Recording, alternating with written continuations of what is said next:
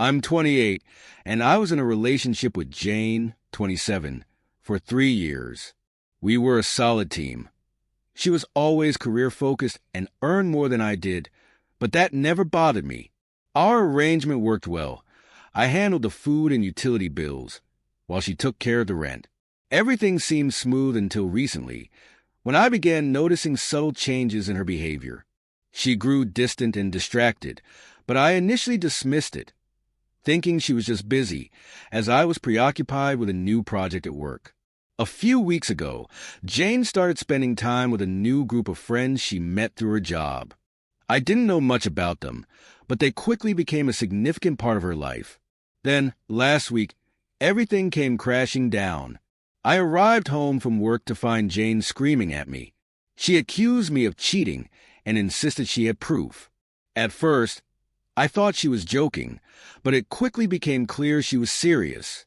I tried to remain calm and asked what she was talking about.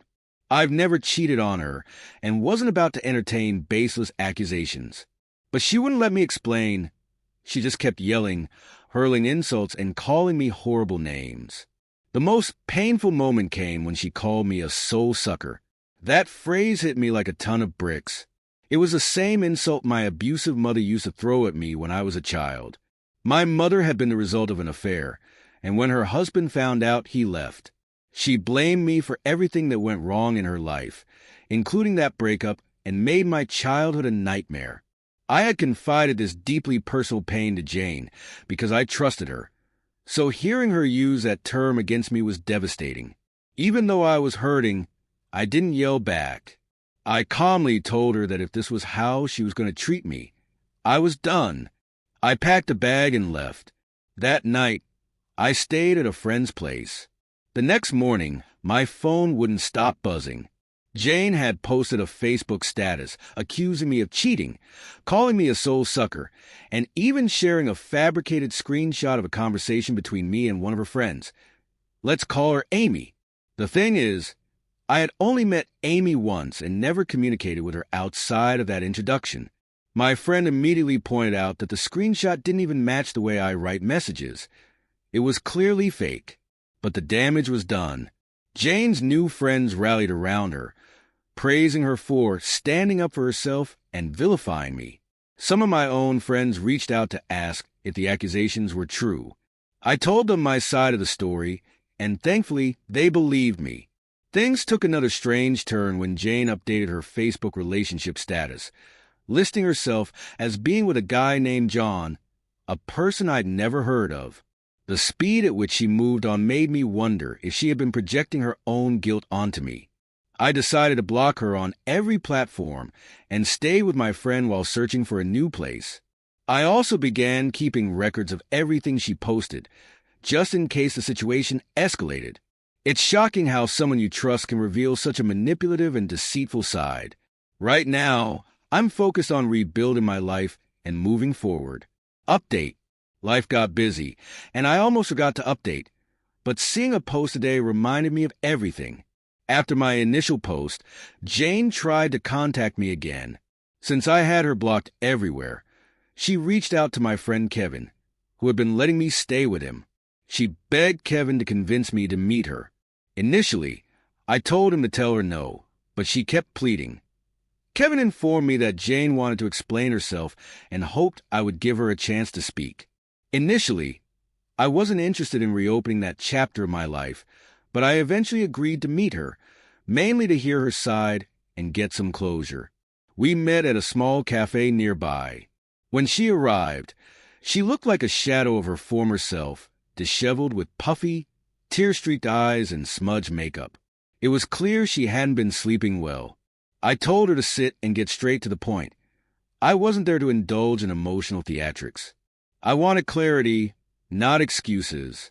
She started with an apology, but I interrupted, urging her to focus on the truth.